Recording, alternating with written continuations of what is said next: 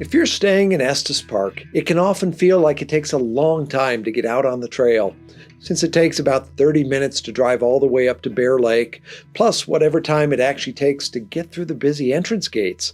So today, I want to share with you a hike that's just a few minutes outside of Estes Park and doesn't require going through one of the busy entrance gates. It has beautiful views of Long's Peak and the Continental Divide and takes you through some really fascinating terrain. This is the hike to Little Gem Lake, tucked into the rocks of Lumpy Ridge. Now the hike itself begins at the Lumpy Ridge Trailhead, which is 7,840 feet above sea level. It's just 3.5 miles round trip, which really doesn't sound like much, but the trail climbs a little over 1,000 feet in elevation, making it a moderately challenging hike. To find the trailhead, just drive past my gallery on Park Lane and follow McGregor Avenue up and to the north. You'll drive straight across a roundabout, heading towards the jagged, rocky hillside known as Lumpy Ridge.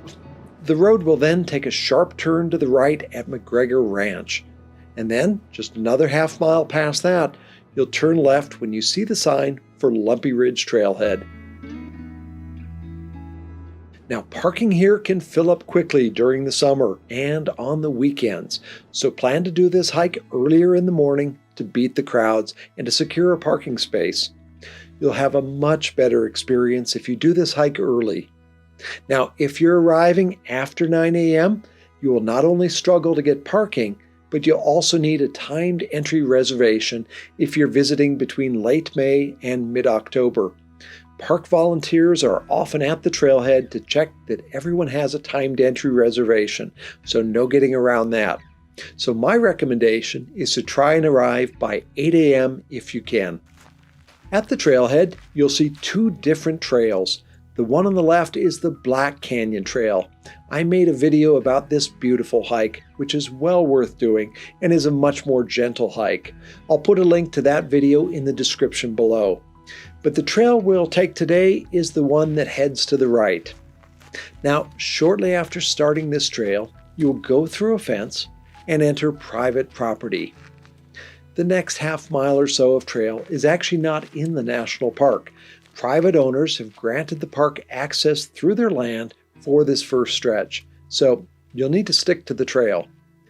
Soon the trail begins to climb, and you'll recognize very quickly that you'll be climbing a lot of steps on this trail. However, the views along the way are wonderful as you're surrounded by massive rock walls on both sides.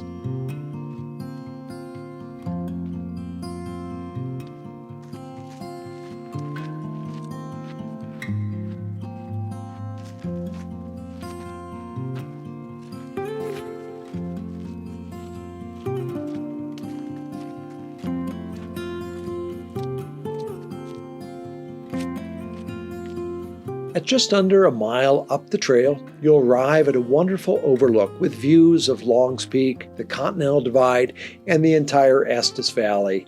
This is a great place to stop and spend a while. The trail then continues upward, and in a short while, it takes a turn to the left. Now, along this stretch, you can get a view of some unusual rock formations.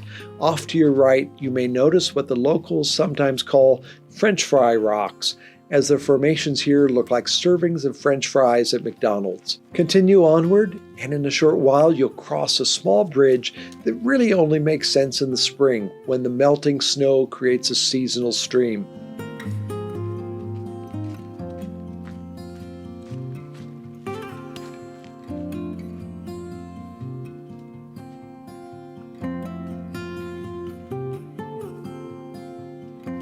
Soon, you'll make your way up several switchbacks.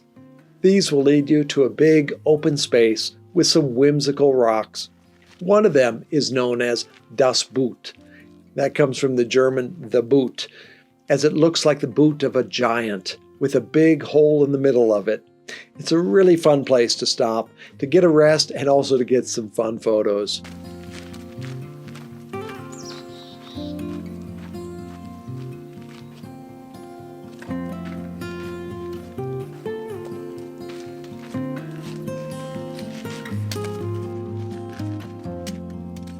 Soon after dusk boot, the trail will continue its upward climb.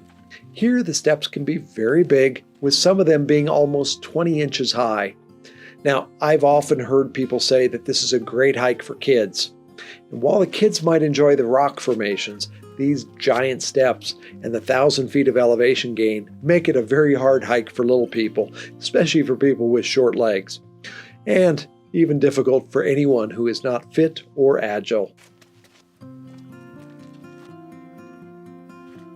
The National Park Service recently installed a new toilet just alongside the trail.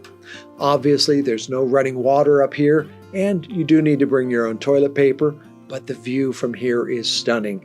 You won't find too many other toilets with views like this one.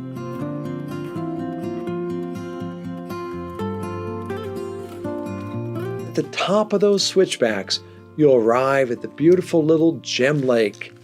Now, Gem Lake is just a small pond tucked between towering rock walls, but it is definitely a fun place to visit. You can hang out on the small beach with a good book, sit in the shade of the rocks on a hot day, or skirt the backside of the lake for a very different view.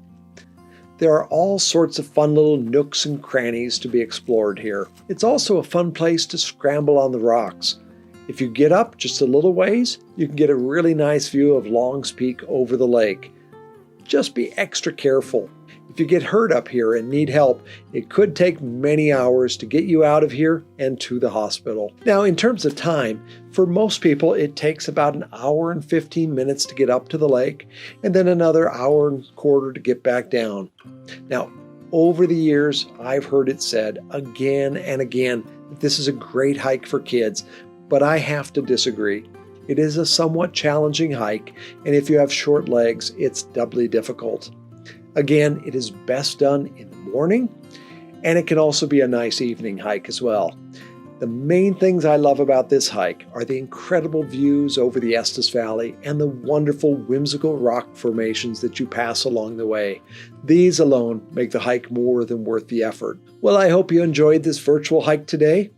If you've made this hike, let me know what you love most about it. Also, when you visit Estes Park, stop by my gallery to say hello.